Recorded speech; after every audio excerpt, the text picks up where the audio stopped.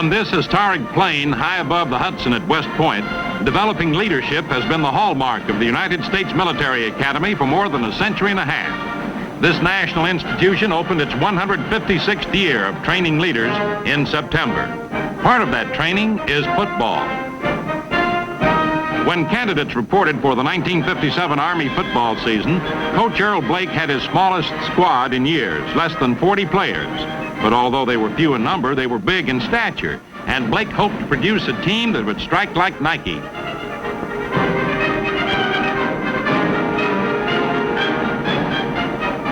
Only 4 regulars were back from the 1956 team that won 5, lost 3, and finished with a 7-7 tie against Navy. Red Blaik knew he had a tough job in front of him. He made sure the players knew it, too.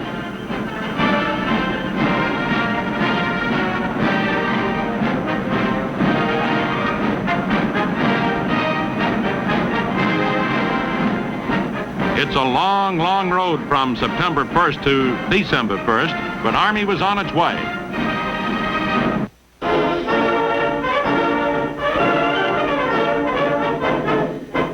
On September 28th, the Black Knights charged into Michie Stadium for their first test of strength. Army's opening opponent, Nebraska.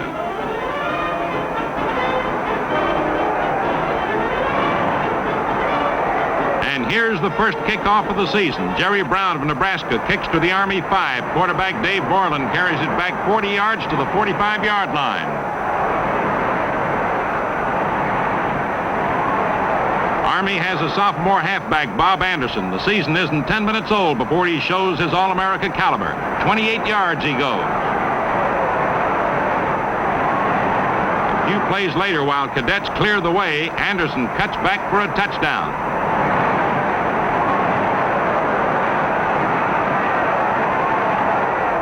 Caissons were rolling. Harry Walters shows a lot of drive. 12 yards to Nebraska's 31. Borland proved he had the makings of a crack passer. He fired to Bill Graff, and the Army end fought his way over for another score.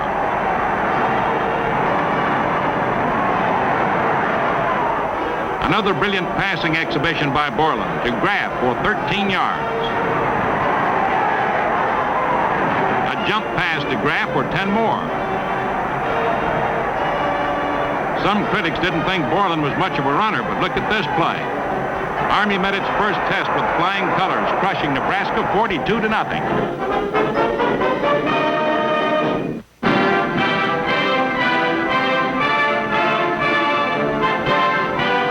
A week later, the Cadets traveled to University Park, Pennsylvania for the first Big Eastern clash of the season with Penn State. State struck first. Al Jacks passed to Les Walters for 15 yards. A few plays later, Jacks ran wide, then cut back for 7 yards to Army's 5. The State drive rolled on over the goal with Dave Kasparian swinging around right end for the touchdown.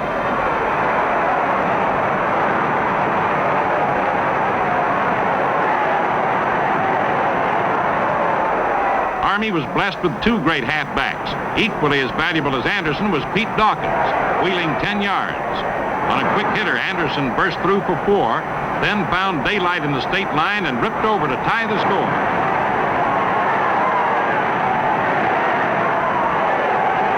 Again, the Nittany Lions roared with Jacks passing to Emil Caprara for 18 yards. 3 plays later, Jacks hurled into the end zone to Walters, and State led at the half 13-6.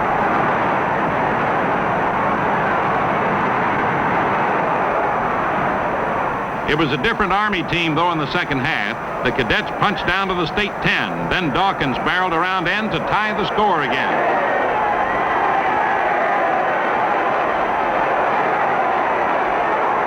Army was on the march now. On a pass attempt, Borland found no receiver open. Cut back through the state line for 15 yards. Watch him reverse his field.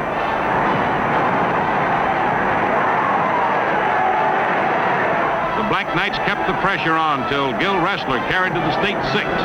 The Lions braced to stop 2 charges, then Dawkins crashed over, and Army's rally defeated Penn State 27-13.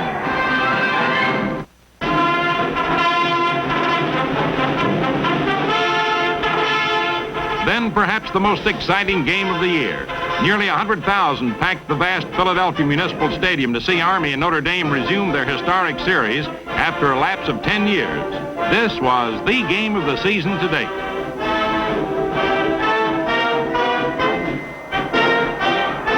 Notre Dame, after a disastrous 1956 season, was on the road back, still unbeaten and unscored upon.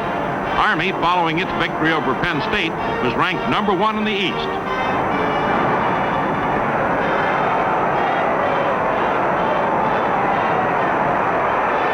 After the Cadets kicked off, Bob Williams of Notre Dame threw a long pass, and Pete Dawkins intercepted it.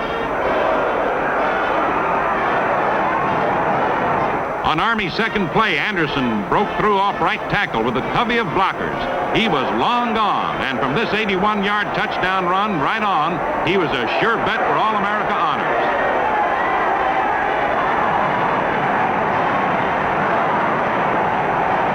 The Irish came back to tie 7-7 before the half ended, but the Black Knights nearly swept them out of the stadium in the third quarter. Borland's flanker pass to Dawkins caught them flat-footed. A 39-yard gain to the 8-yard line. Borland pitched back to Dawkins, and he turned the corner for a touchdown that put Army ahead again, 14-7.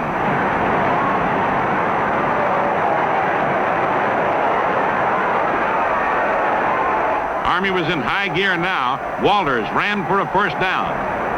Then watch this play. Borland giving it to Pete Dawkins, who throws a left-handed pass to Anderson, and the Cadets were threatening again. Then it was Anderson up the middle. The big halfback bowled his way down to the 1-yard line. All set for the payoff. Anderson over for the score, and Army had a 21-7 lead.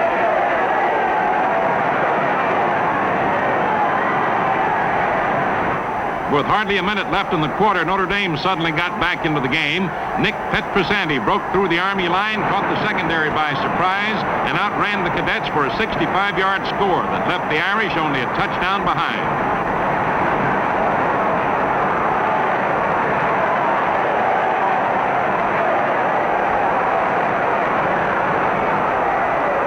Now it was Notre Dame rolling. Petrosanti got yardage through the middle. Then Dick Lynch found a hole in the line for 10 yards more. Hold that line, Army. But the Irish were up, and Lynch scored. Army still led 21-20 when the conversion was missed. Then came the turning point of the game. Borland's pass was blocked, but fell into the arms of Petrosanti, who'd been taken out of the play. Army halted the Irish attack inside the 20, but on fourth down, Monty Stickles kicked a field goal from the 24, the first he ever attempted. Notre Dame went ahead for the first time in the game, 23-21 on that kick. And that was the final score, Army's first defeat.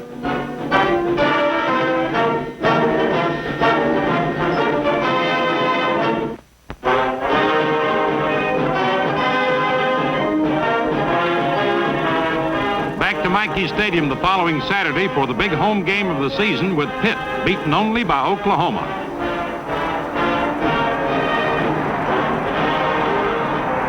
Not long after the opening kickoff, Ben Barta got off a punt. It was touched by Fred Riddle of Pitt, and Pete Dawkins pounced on it at the Pitt 17-yard line. Army's ball. It didn't take the Cadets long to cash in. Barta ripped the Pitt line for 14 yards to the 1. And then Bob Anderson jammed over, and Army had the lead.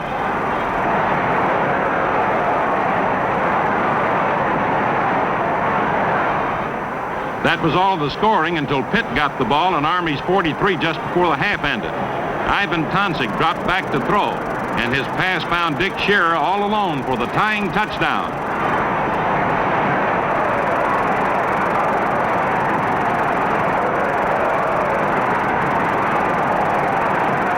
The Cadets got the lead back in the second half, and then they opened a furious last quarter attack. Dave Borland let fly a pass to Dawkins, who caught it off balance, but dived over the goal for a touchdown.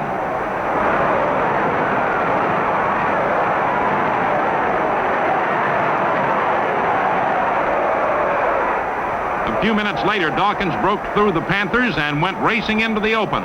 Watch him go. 50 yards before he was thrown on the 13.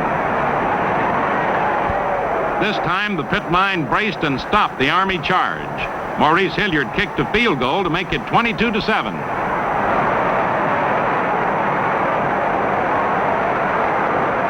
In the last few minutes, Pitt filled the air with the football. Tonsick threw one to Shearer, good for 24 yards to midfield.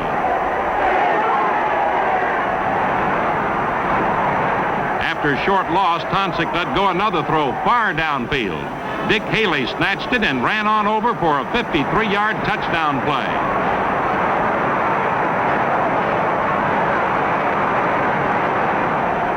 But the Pitt pitcher went to the well once too often. Stan Slater hijacked one and thundered back to the 17-yard line.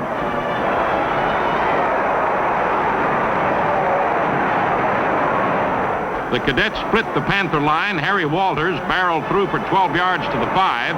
Army bounced back then from the Notre Dame defeat, with Anderson scoring the last touchdown in one of their most impressive victories, 29-13.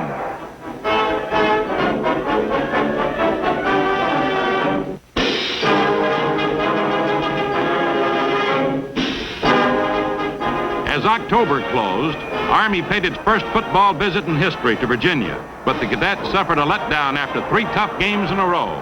Although Army scored first, Reese Whitley's passing brought the Cavaliers back in a rally that promised one of the upsets of the season. Army was sluggish on defense. Whitley completed a touchdown pass to Ralph Needham. Virginia was leading 12-6 after 3 quarters. Late in the game, the Black Knights began to snap out of it. Dawkins swept in 24 yards to midfield. Then it was Anderson's turn. The long striding breakaway star added 26 yards on another end run, going deep into Cavalier territory.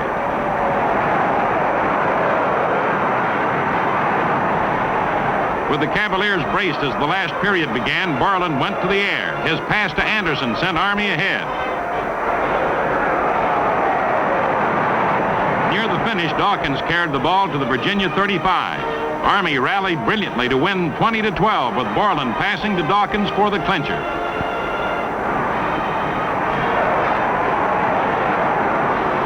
Beautiful execution. A touchdown, Army.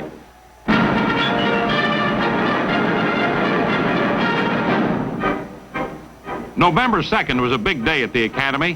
One of its most distinguished alumni, Dwight David Eisenhower, visited the point to take part in a tribute by his class of 1915. He also had in mind a little football.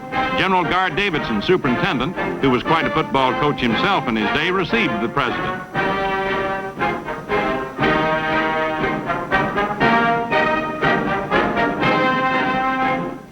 The 1915 class presented a granite monument and drinking fountain.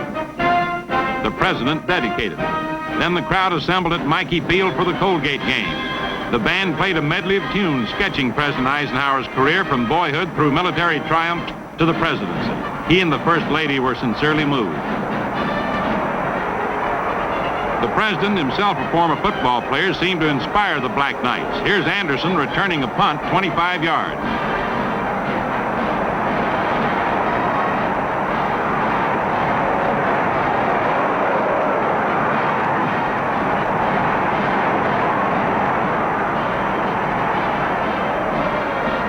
Dawkins picked up a lot of ground on an end run. The president got a kick out of it. The Army could do no wrong. Borland making a jump pass to Barta. Dawkins swings wide again, carrying all the way to the Colgate 7-yard line. Then Dawkins hits pay dirt.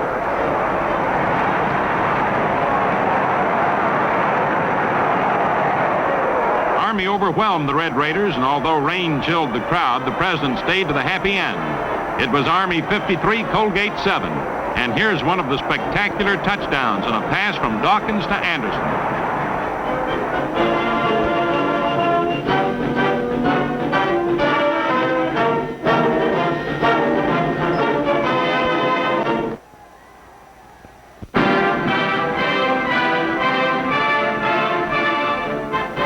16,000 Boy Scouts were among the 28,000 in the stadium a week later when Utah was the attraction. Army had been blowing hot and cold since the first 2 weeks of the season. No wonder Coach Blaik wondered what was in the wind this time.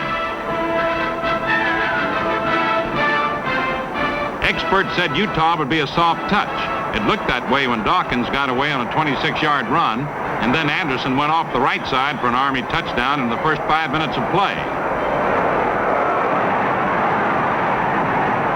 But after Army had scored twice, Lee Groscup of Utah started putting on an aerial circus. Coach Blaik described this boy as one of the finest passers he'd ever seen.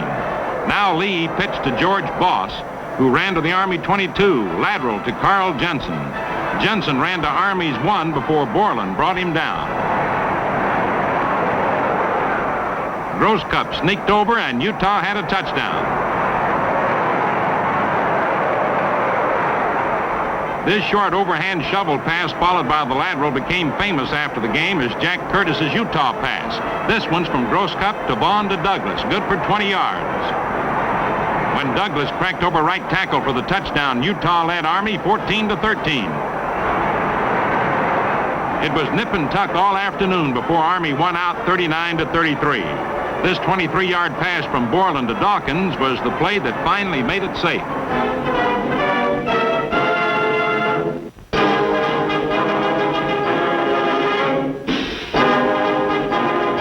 On November 16th, it was Tulane for the last home game on Army's schedule, the last game before the big one with Navy. It didn't look very promising for the Cadets when Boo Mason swept left end and sped 61 yards for a Tulane touchdown in the first quarter. After this, Coach Blaik remarked that this Army team was prone to give up the home run ball too often.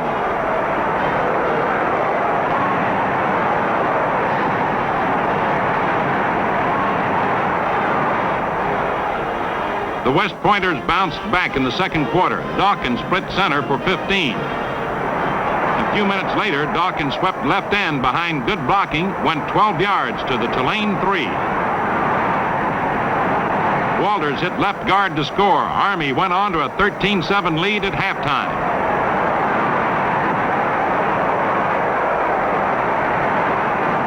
But again, the Cadets were plagued by that run that goes all the way. In the third quarter, Barta punted. Dick Pettibone took it on his own 34 and rambled through the Black Knights for 64 yards and another Tulane touchdown.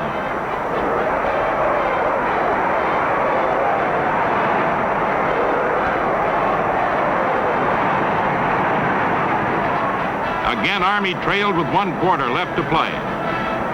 With the game nearly over, the Cadets pulled it out of the fire. Fighting through tacklers, Dawkins went 21 yards to Tulane's 44.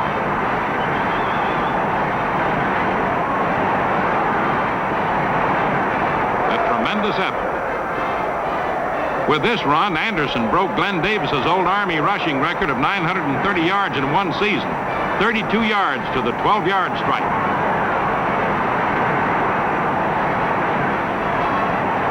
One thing this Army team never lacked was fortitude.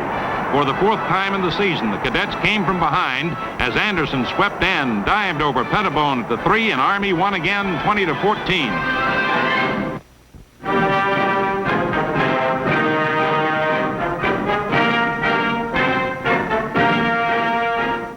Only one game remains, but no West Pointer has to be reminded what that game means. Beat Navy is the central thought of the long gray line.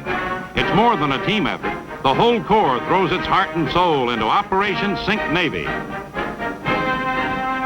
The point's no place for a sailor at a time like this.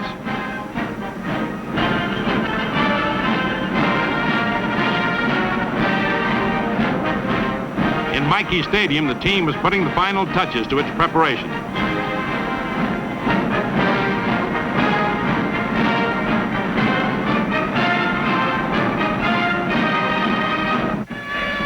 All through Thanksgiving week, all thoughts are on the game.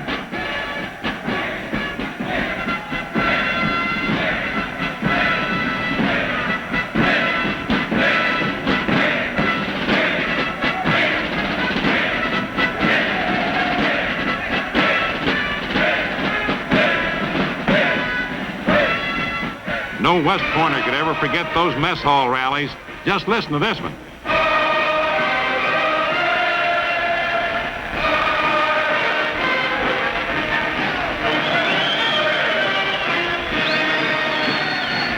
Here comes the team.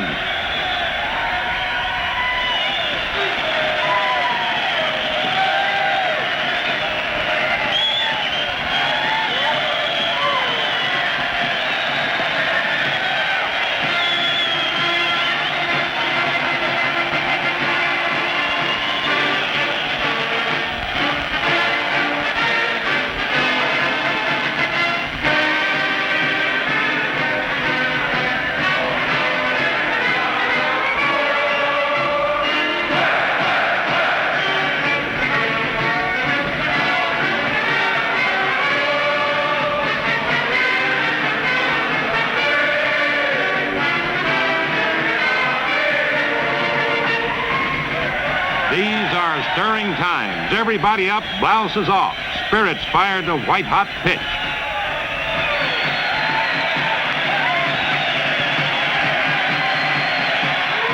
And so on into the night.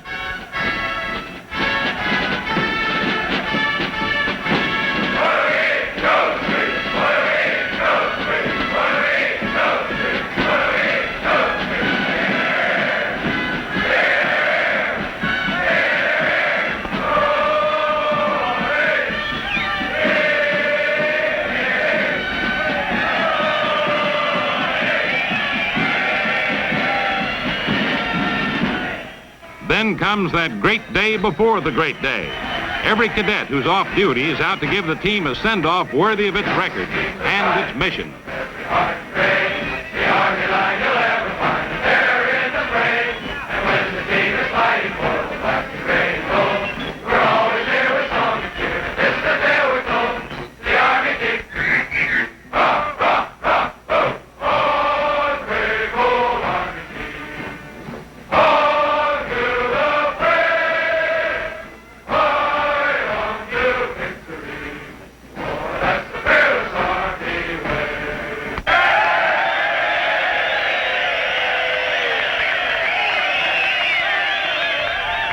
The Black Knights roll off with the cheers of the Corps ringing in their ears.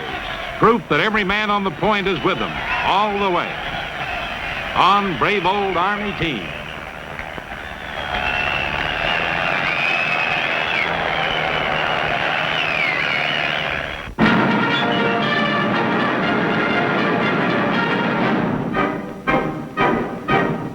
And finally, D-Day itself. Middies and cadets splashed ankle deep in puddles, marching into Philadelphia's Municipal Stadium. After years of glorious Army-Navy game weather, it was dark and dreary, and rain poured all day. But more than 100,000 were there just the same. The midshipmen filed directly into their seats, but the cadets, hosts for the game, lined up on the track and gave a lusty cheer.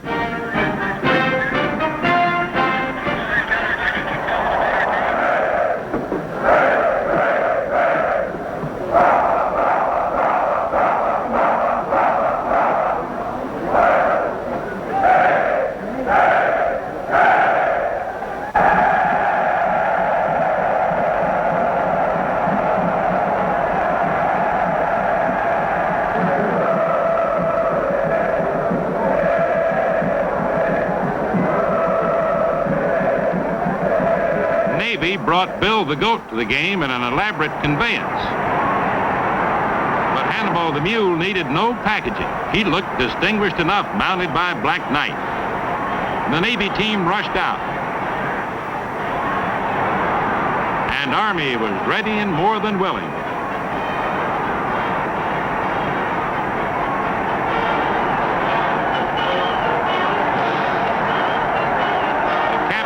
Met with referee Albie Booth for the toss of the coin, and the teams were ready for the kickoff of the 58th game in this historic series. Maurice Hilliard booted it off for Army. Ray Welborn took it on the Navy 6 and raced upfield. When he was hit at the 25, the ball flew from his arms, but Captain Ned Oldham recovered for Navy on the 34. Navy found the big Army line plenty rugged. Harry Hurst driven wide at left end and knocked out of bounds. Then Oldham found a hole in the middle, but was belted far short of a first down. Navy was forced to punt. Ray Welborn kicked well into Army territory.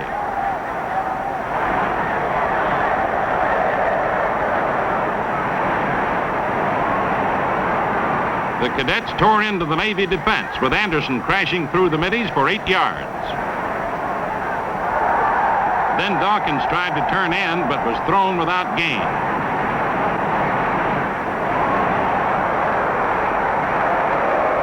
Taking no chances in the wet going, Army kicked on 3rd down. Ben Barda's punt rolled untouched to Navy's 28 as Harry Hurst decided not to play it.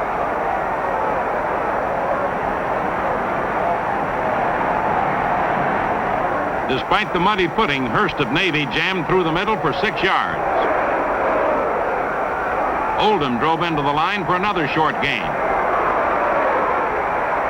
Then Tom Forrestal lobbed a short pass to Oldham, who ran to midfield, lateral to Welborn, and the now famous Utah pass made 20 yards.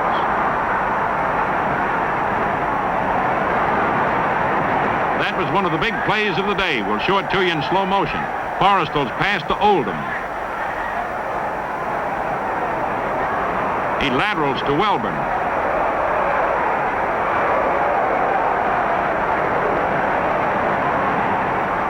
And it's good for 20 yards.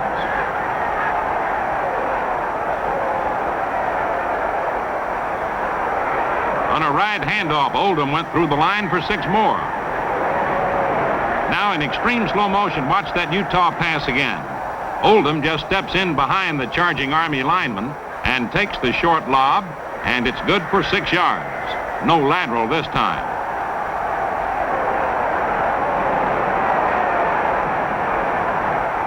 Navy's Captain Oldham played brilliantly. Takes the pitch out, turns in for 5 yards to Army's 13. Then the climax of the advance. Another pitch out to Oldham. He ran into a trio of Cadets at the 3, but squirmed away and goes over for a Navy touchdown.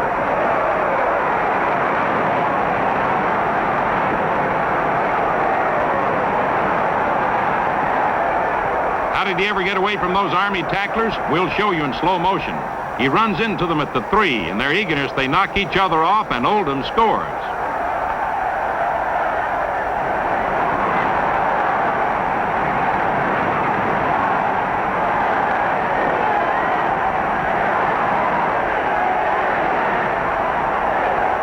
When the Navy captain converted the extra point with a place kick, the middies led 7-0.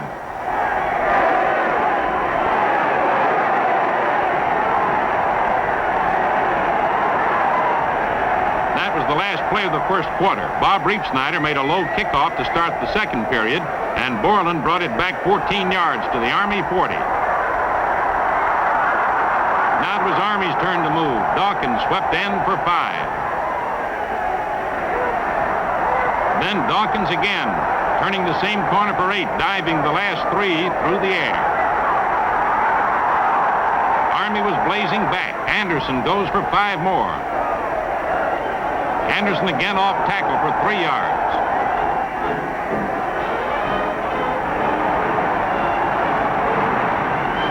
When Dawkins cracked off left tackle for 6, going inside the Navy 10, Army was knocking at the door, and the worried middies in the stands were begging the Tars to hold on. But the Black Knights were over anxious. They fumbled at the critical moment, and Bob Caldwell recovered for Navy.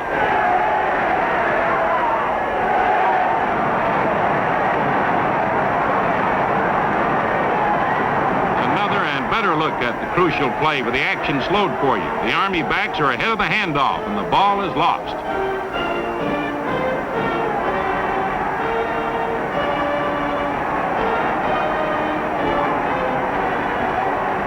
Thus, a great Army counterattack was frustrated by a miscue, and the first half ended with Navy leading Army 7-0.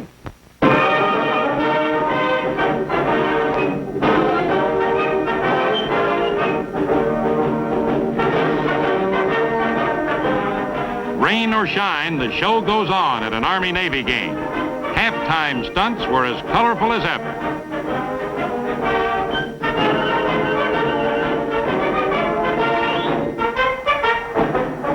Starting the second half, Hilliard again kicked off for Army.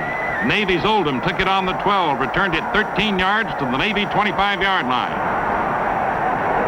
Oldham played the greatest game of his career. Here he is going 15 yards to midfield.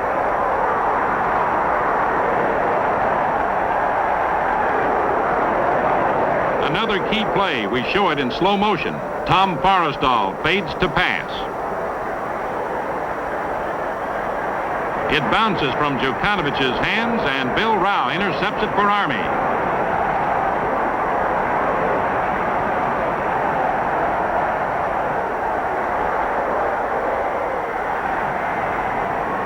The Cadets cannot capitalize on this opportunity immediately, at least. Dawkins is thrown back, trying to sweep in. So Army punted again. Barta got off a good kick. Hurst muffed it on the Navy 25, and Bill Melnick recovered for Army on the 19. At last, the Black Knights had forced that break they'd been awaiting. Army tried without success to advance on the ground. On fourth down, the Cadets shot the works, and we'll show it to you as they came very close in slow motion. Borland rolls out for a pass. Just as Don Ussery was about to take it for the tying touchdown, Forrestal intercepted it. Inches later, and Army would have been on even terms again.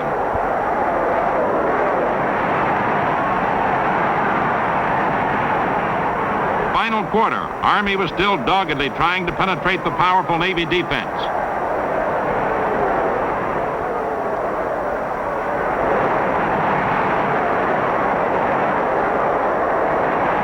Near his goal line, Barta got off another punt. Ned Oldham took it on the Army 44. The Navy star heads for the sideline. Threads his way through the Army team, 44 yards for a second touchdown.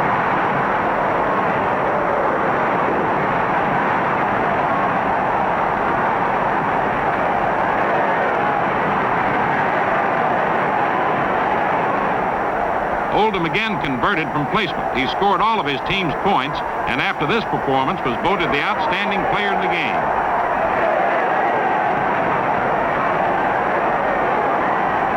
Still, Army was trying to pull it out. A few minutes later, Borland tried another pass. Oldham intercepted and returned 21 yards as he nearly got away again.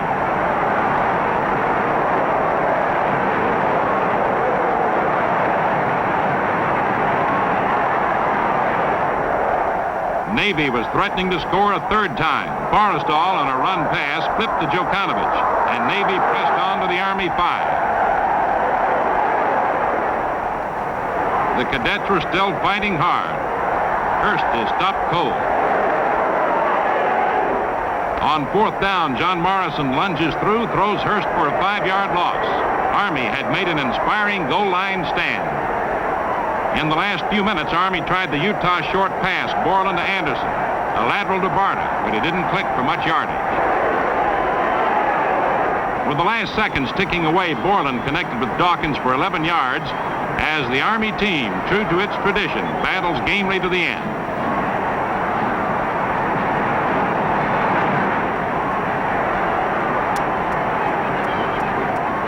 Army put up a gritty struggle, was forced to bow to one of the great Navy teams of all time, 14-0. Yet Army's record of 7 victories and only 2 defeats was one of which to be proud.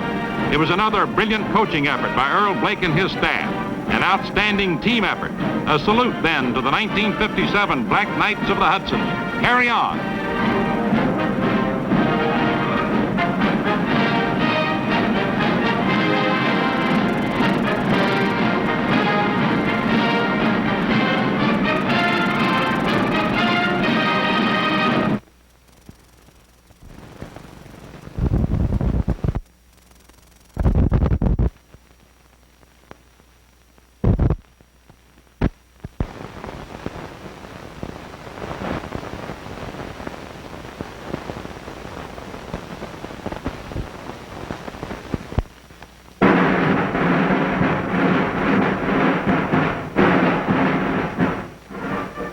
On these plains overlooking the Hudson River at West Point, there's only one purpose. For 157 years, the United States Military Academy has been developing leaders. There is no more valuable product to our national defense.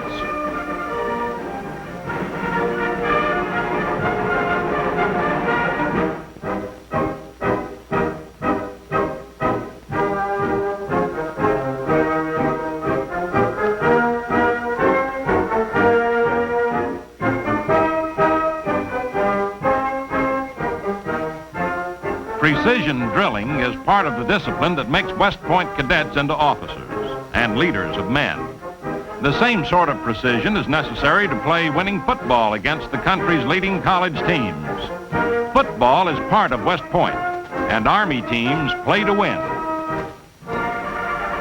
When Red Blaik called his squad together in early autumn, he was starting his silver anniversary year as a head coach, 18 of the seasons at West Point. He faced a rebuilding job, but that was nothing new to Blaik. He's had many of them. He talked a little more freely about his team than usual. Army would have a pretty good first team, he said, but would be weak in reserve strength. And he promised the cadets would play a more wide-open game than heretofore. This was the understatement of the year.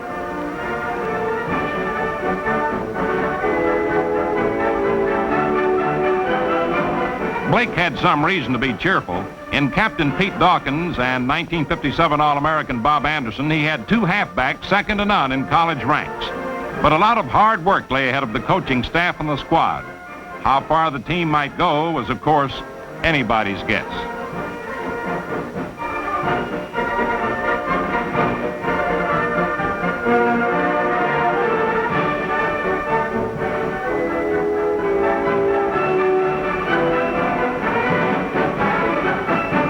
Army's first game was with South Carolina, a team which surprised by defeating Duke the previous week. The skies were dark for the cadets, though. A driving rain favored South Carolina's power running, boded no good for the open game Blaik had promised for the cadets. But after a wobbly start, Army got underway. That's Harry Walters carrying. Short of a touchdown, but Walters on the next play goes the rest of the way.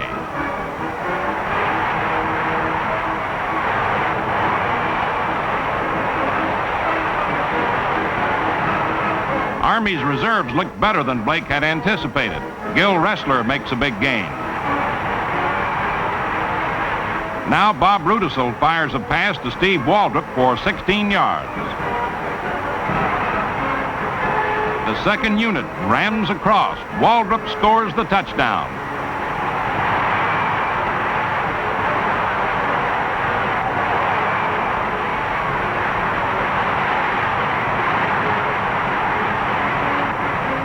The big news was the lonesome end formation introduced by Blaik. Anderson and Dawkins collaborating on this pass, but Bill Carpenter, Lonesome George himself, kept the Gamecocks worried all day. Dawkins was superb. On the rain-soaked, sloppy field, he scored 4 touchdowns, 26 yards on this one.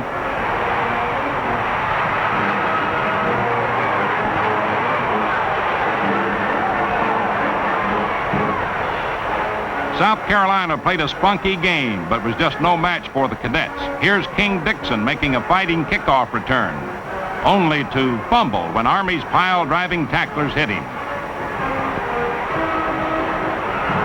The cadets plucked the Gamecocks clean.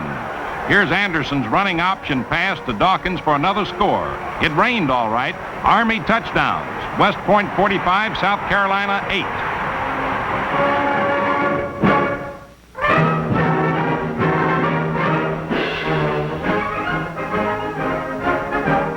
The sun shone the next week when Penn State kicked off to Army after crushing Penn under a top-heavy score the week before.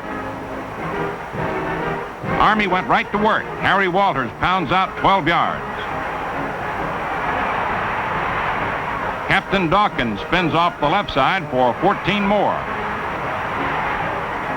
Now that Anderson to Dawkins pass that worked so well against South Carolina puts the ball close to the Penn State goal. Anderson bores in for a short gain. And Pete Dawkins lugs it home. Army scores the first time it gets the ball.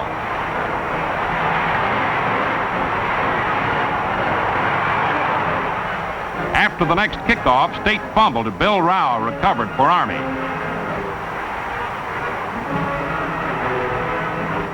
One of the season's finds was Joe Caldwell at quarterback. Here's one of his passes to Lonely End Carpenter. Good for 42 yards. This time it was Dawkins jamming it close to the goal line. And Bob Anderson carries over for the touchdown.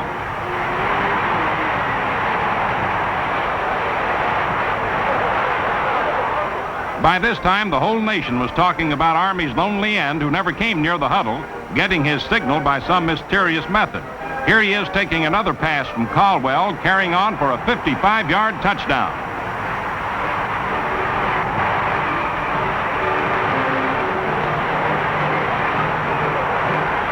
Army's defense was another pleasant surprise. The Cadets yielded ground grudgingly. State constantly had to punt.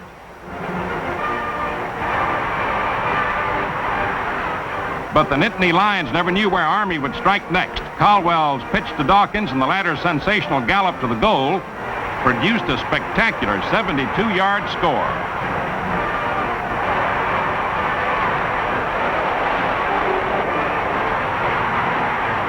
Army rolled up 4 first-half touchdowns, stayed under wraps in the second half, won 26-0.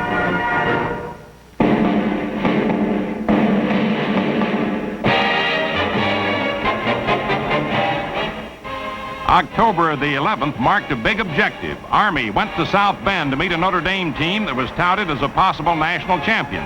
The Cadets were smarting for revenge, felt they deserved better than a defeat at the hands of the Irish the year before. The game drew a Notre Dame record crowd of over 60,500. Late in the first quarter, Jim Just fumbled. Bob Novogratz, hailed as the nation's outstanding lineman, recovered the ball for Army on the Irish 22. The Cadets struck quickly. On the third play in this series, Caldwell hurled a pass to Jack Morrison for an Army touchdown.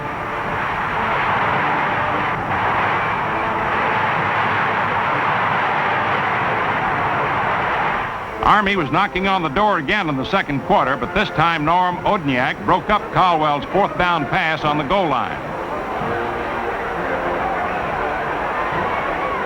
Army was still leading only 6-0 when penalty set the Cadets back to their 1-yard line in the third quarter. A high snapback trapped Caldwell in the end zone. He was caught for a safety. Army's lead cut to a thin 6-2 margin. Any mistake now would mean disaster.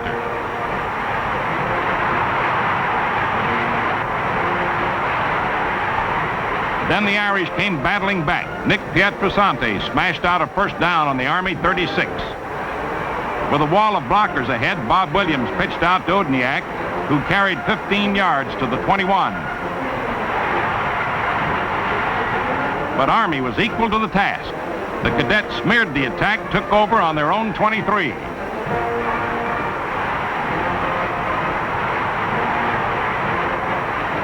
Caldwell scorned safety measures. 3rd and 13, he hit Captain Dawkins with a dead-eye pass. The bazooka attack ate up 23 yards in one big play. A moment later, Dawkins cut back into the end zone for the touchdown that clinched victory.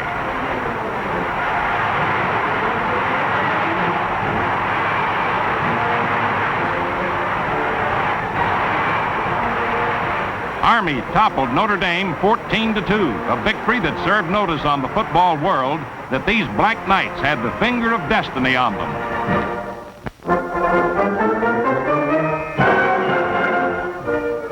By now, Army had won recognition as one of the outstanding teams in college ranks. Their next game was with Virginia. While some regarded the Cavaliers as a breather, the Cadets remembered the same idea prevailed a year previously. Only a late rally had won for Army.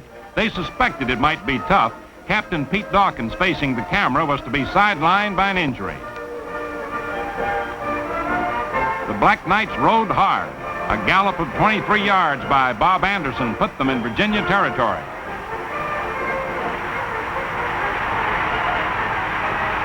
Joe Caldwell, unable to find a receiver open on this play, sifts through the Cavaliers for 35 yards. Look at him go.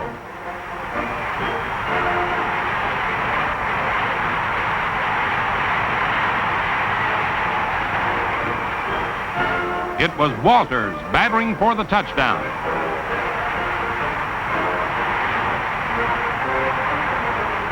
Virginia had heard about the lonely end, but no matter how much they heard about him, nobody seemed able to do much about him.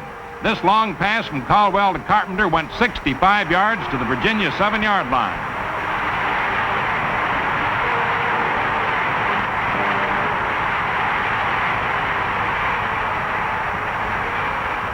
Caldwell connected with Anderson for the touchdown.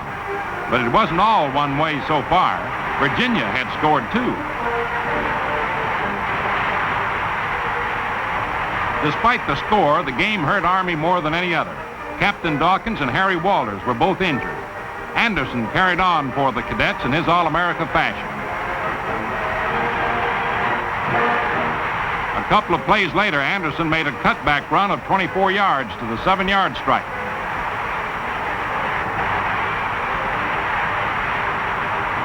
Coach Blaik might have been willing to trade a touchdown to have his backs restored to sound physical condition, but Caldwell made it anyway on another keeper run.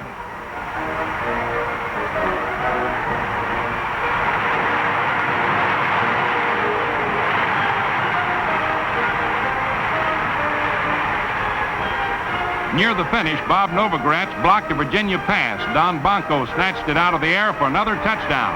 And Army down the Cavaliers 35-6.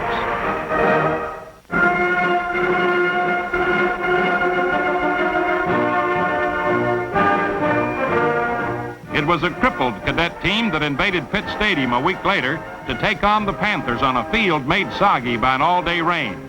Both Dawkins and Walters were on the sidelines, and Pitt was a stern foe, beaten only once. Some Pitt students tried to kidnap the Army mule before the game, but had to settle for this. Despite the rain, more than 50,000 filled the stadium. Army on the offense from the start. After missing one chance, they came back on a pass from Caldwell to Carpenter. Steve Waldrop, subbing for the injured Dawkins, rolls out, throws a running pass to Anderson for a big gain, just as the first quarter came to an end. As the second period opened, Waldrop took a pitch out, and it's a touchdown for West Point.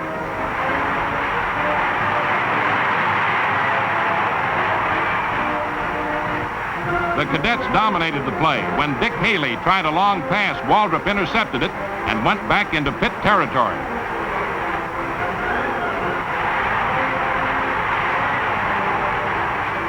Caldwell continued to play it wide open. He connected with Waldrop for 10 yards. With the Panthers worried about the overhead attack, Waldrop skirted in for 8 yards to the Pitt 7. Anderson then rolled out to the right side. The Pitt backs kept off balance until he threw to Don Usry in the end zone for another touchdown that made it Army 14, Pitt nothing. Then, with only 2 minutes of the half left, the tide suddenly turned. Bill Callahan let fly a long pass. Mike Ditka grabbed it for a 33-yard Pitt gain. The next one was a stunner for Army. Callahan heaved high, wide, and handsome. John Flaris snared it over his head at the 5 and romped over for a Pitt touchdown.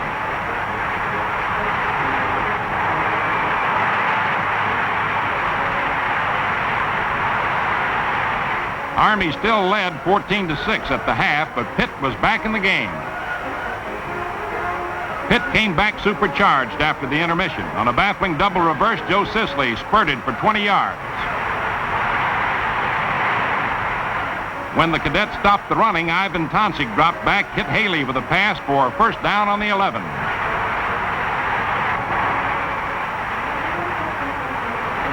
Pitt was going full speed now. Tonsig went back, passed to Jim Zanos for another touchdown, but Army still had a 2-point edge.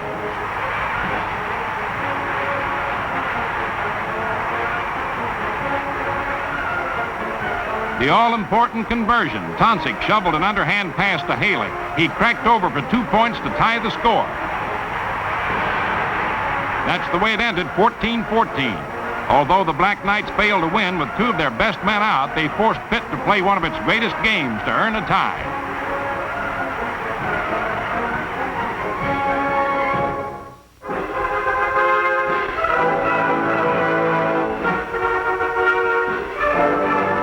Colgate came next, paying a visit to Michie Stadium.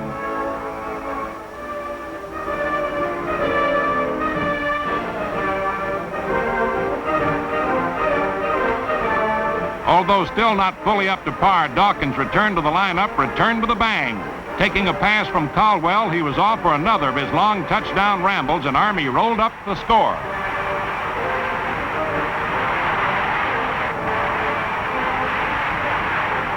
Army's aerial attack worked to perfection as Blaik gave his whole squad a chance. A Frank Blanda pass to Carpenter ate up yardage. The same pass a few minutes later went all the way. Carpenter, running like a halfback, went over the goal on a 45-yard touchdown strike.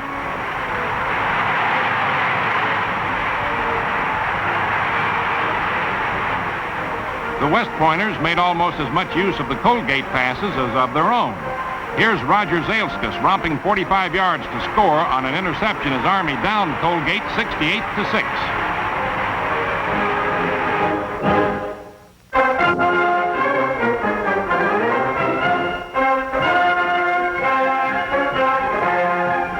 Army made its first visit in history to Texas. 60,000 packed the stands at Houston to see the unbeaten Cadets meet a formidable opponent, Rice Institute, then leading the Southwest Conference.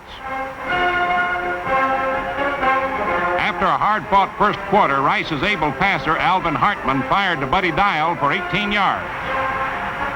Hartman went back to pitch again. Dial leaped high to make the catch and score for Rice. For the first time, the Cadets were behind. They didn't panic. Caldwell's overhead to lonely end Bill Carpenter ate up 18 yards. Now Caldwell tosses to Anderson in the flat. Bob's run made a first down on the Rice 16. Then came Anderson's option running pass. A great catch by Carpenter in the end zone made it 7-all at the half. In the final quarter, it looked as if the Black Knights were going down to defeat at last. A furious Rice onslaught advanced ever closer to the Army goal.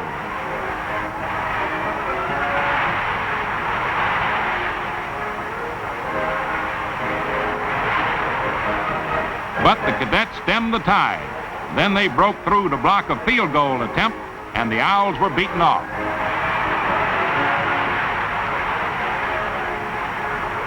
Only a little more than a minute of play remained. Caldwell's pass to Anderson moved the ball to the Army 36.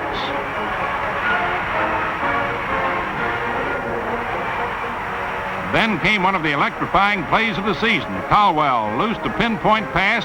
Captain Dawkins took it on the dead run, raced away. A desperation tackle jostled him at the 10, but he regained stride and scored. In a sensational last-minute comeback, Army beat Rice 14-7 and marched on undefeated.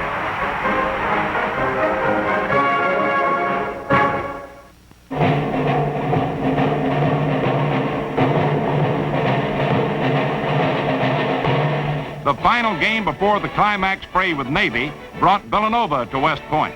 The boys from Philadelphia's main line were no soft touch. It took a spectacular bit of teamwork to break the ice. Watch now one of the great runs of the season made possible by typical Army blocking. Villanova gets off a punt. All-America and Captain Pete Dawkins takes it on his 20 and starts up the sideline. Ed Bagdonas takes out a threatening tackler. Carpenter clears out another. And Dawkins completes an 80-yard run without a hand laid on him for Army's first touchdown.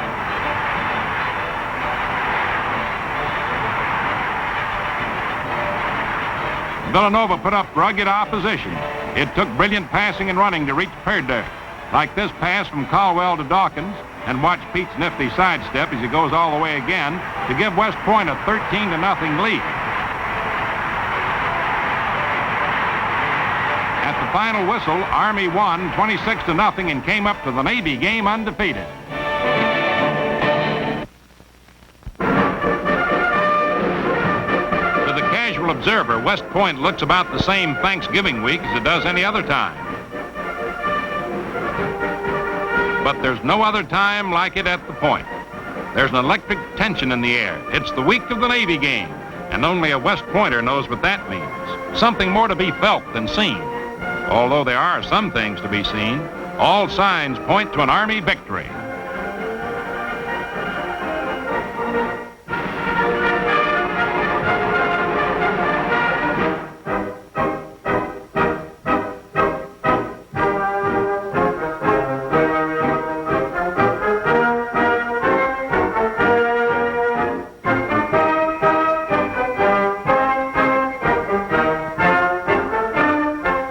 This Army team that had to be rebuilt almost from the ground up has surprisingly come through a testing schedule without ever meeting defeat. And and it's buried a lot of opposition.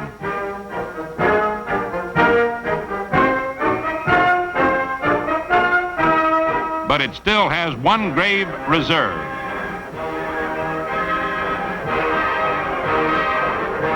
For the Army team, the week just means work, work, work. Nothing short of perfection satisfies Earl Blaik. That's why he has the best record over the longest span of any active coach in the game.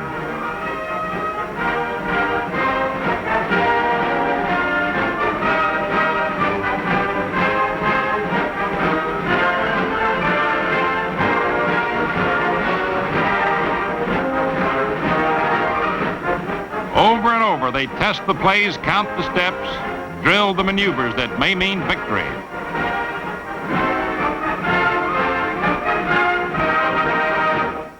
There are things to hear, too. The Cadet Corps never forgets what the week's end holds, and makes sure no one else can forget either.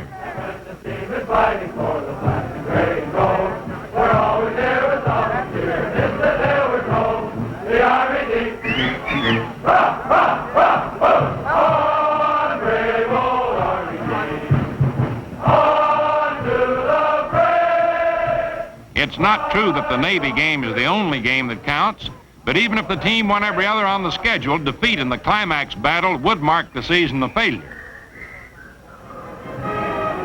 The enthusiasm reaches a crescendo in the mess hall rallies.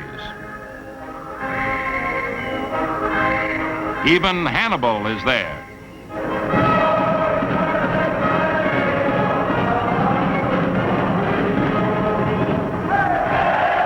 Cadet cheerleaders trying to coax every decibel possible out of every cadet lung.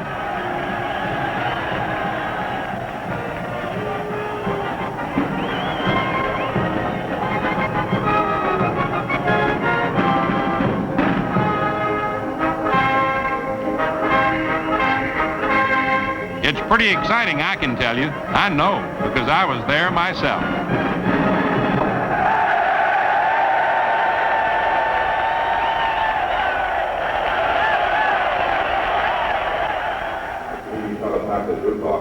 Just by way of the thank you.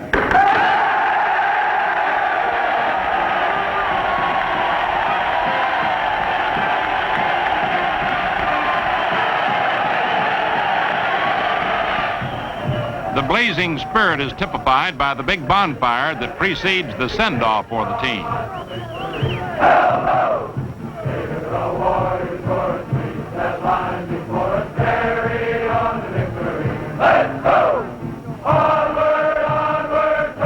Nowhere else in sport is there such a week of tense anticipation.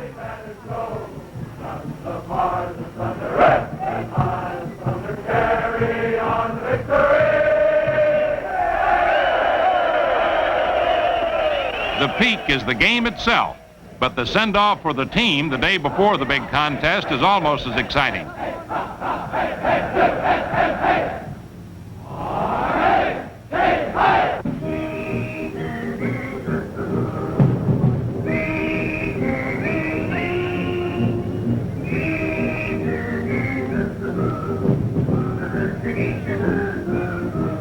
Not every cadet in the academy is out to speed the team on its way. Some are in class, of course.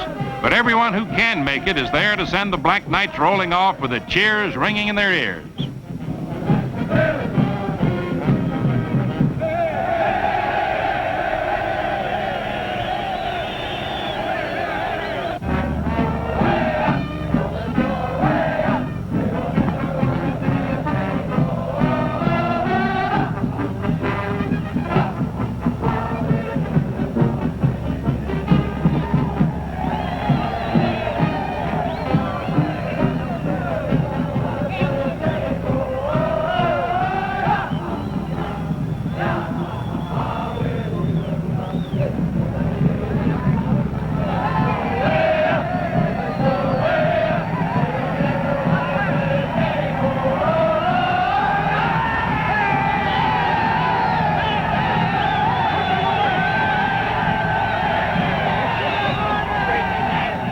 As the bus pulls away, the spirit of West Point soars.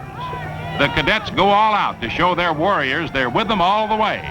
The tempo mounts as the bus gathers speed, so do the cadets. They break into a full run to keep up.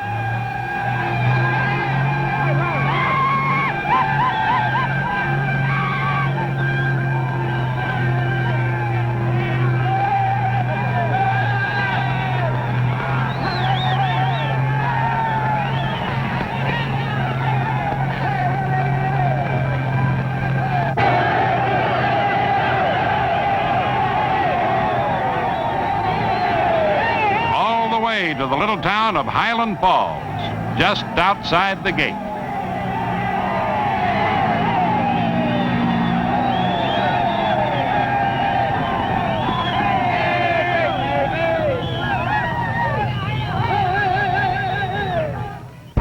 Then the great day arrives. 102,000 packed the big Philadelphia Municipal Stadium for the most colorful one-day show in sport. The West Pointers entered first at high noon.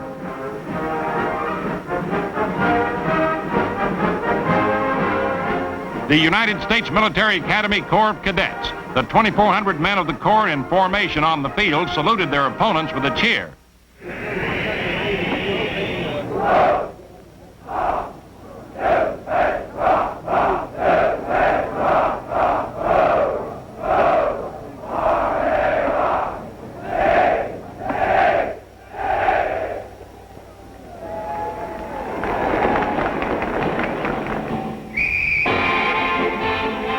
The midshipmen, hosts this time, entered last.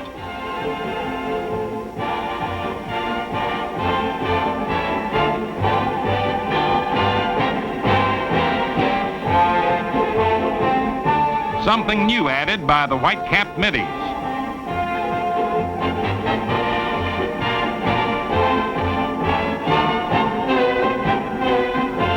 Now here's a Navy cheer.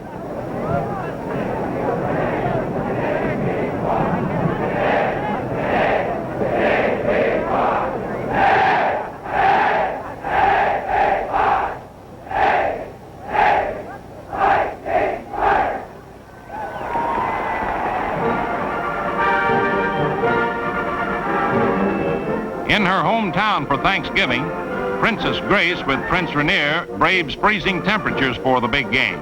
And what would an Army-Navy game be without the Army mule?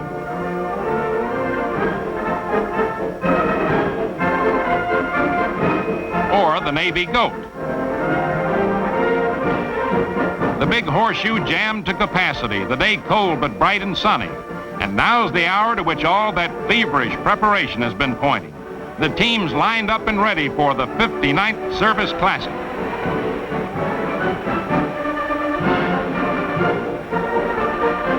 And here it is. Ray Welborn boots the ball deep down the sideline. Army Captain Pete Dawkins brings it back, runs into teammate Bill Rao, drops the ball. George Fritzinger recovers. Navy gets a break on the kickoff.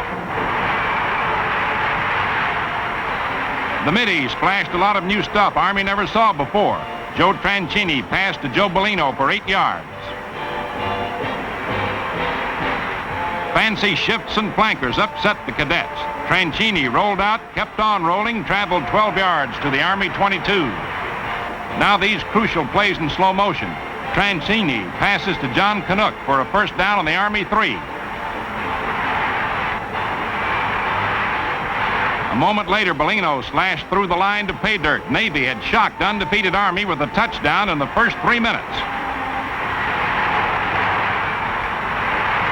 Army was unable to move after the next kickoff, and Caldwell punted to Dick Dagempat, who brought it back to the Navy 41. Nothing for the cadets to cheer about yet. Then they got a chance to yell. As Bellino went into the line, he fumbled. Ed Bagdonis recovered for Army.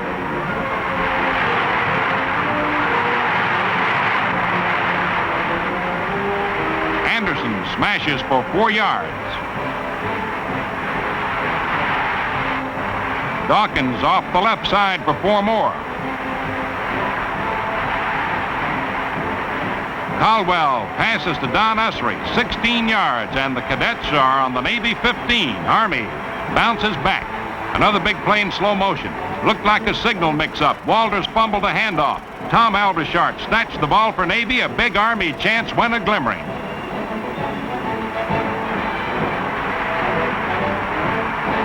Then Navy got underway again. Tranchini's pass to Bellino clicked for 9 yards. Sophomore sensation Bellino in great form wheeled around left end, broke away for 18 yards. Then Roland Brandquist crashed off tackle for 11. Jim Maxfield, spelling Tranchini at quarterback, hit Pete Van Nort for 9. Army was tottering as the first quarter ended. If Navy scored again, that would probably do it. And they seemed sure to make it. Maxfield took a lateral 6 yards to Army 16. Now perhaps the key play of the entire game in slow motion. 4th down, 2 to go. Walters jars Bellino to a 2-yard loss. Army halted the juggernaut and took over. Anderson hammers out 6 yards. Anderson again, and 6 more yards. Andy slows up a little, only 5 this time. Army's lonely end, Carpenter, was very lonely till now, but Caldwell suddenly pitched him a strike for 17 yards. It worked so well, they do it again for 6 more.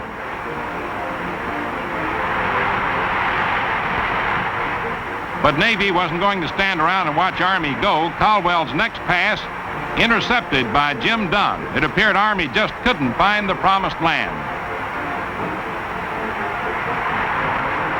Army regained the ball on a punt, doggedly started again. Caldwell to Usry for 17 yards. Caldwell never lacked for boldness. He hit Anderson in the flat. Bob tried hard to pull away, but was moored to a Navy anchor. Caldwell's on the beam now. He connects with Usry, and the big end goes 18 yards to Navy's 15-yard line, but time is beginning to run out of the half. Now, let's slow down the action for these vital plays. Anderson grinds out 5, but less than 2 minutes of the half are left. All Navy heard all season was Dawkins. It seems all they are seeing now is Anderson. With less than 30 seconds to go, Anderson dives into the end zone, and Army goes ahead 7-6. The third quarter was nearly over when Caldwell passed to Dawkins, and Pete went on for a 24-yard gain.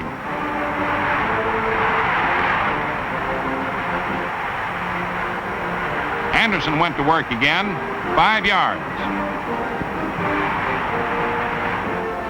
This time it is Pete Dawkins, gets 3 yards. Now they were watching Anderson, and Dawkins rips through once more for 9. This time it's Anderson, blasting 5 to go inside the Navy 10 as the third quarter ended. On the first play of the last period, Anderson rammed over his second touchdown, and Army had a 14-6 lead.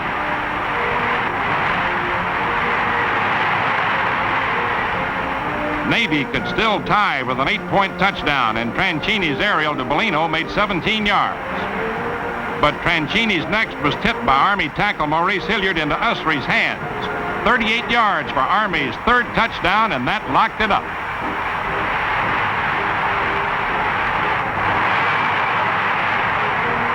Army's 30th victory in the time-honored series against 24 for Navy. For the conversion, Dawkins passed to Anderson for 2 points. Army 22, Navy 6. It was all over a couple of minutes later. Army's 9th undefeated football team, the first since 1949. So ended a great season, but the honors continued to pour in. Army was crowned champion of the East with the Lambert Trophy. Dawkins was acclaimed Player of the Year with the Heisman and Maxwell trophies. George Hall, president of New York's Downtown AC, presented the Heisman Trophy. Peter, I have a great privilege today to present to you on behalf of the 3,700 members of the greatest athletic club in the country, the Downtown AC, the much-coveted Heisman Trophy Award. You've been selected by the sports writers, the telecasters, and radiocasters throughout the country as the outstanding college football player in 1958. May you and your families, and God bless you for many years to come, enjoy this great privilege and honor that has come to you today on behalf of all the members of the Downtown Athletic Club. Thank you very much, Mr. Hall. I'd like to thank you personally and the members of the Downtown Athletic Club, and especially all the sports writers throughout the nation who voted on this award. I'm certainly most honored at the thought of the award And I'd just like to express my thanks to my teammates and the coaches of the ball club, without whose efforts, of course, a award like this couldn't at all be possible. And now there's another man in the room I'm sure is just as proud as you are, and I'd like to have your father come over and extend his congratulations to you. Congratulations, Pete, on this very special occasion. Today, I'm a very proud father. Thank you very much. Passing in review some of the runs that helped Dawkins to receive such high honors. But to Pete, victory for the team meant more than any individual plaudits. Dawkins is first captain of the Corps, president of the senior class, 7th in his class scholastically, and has been rewarded with a Rhodes Scholarship.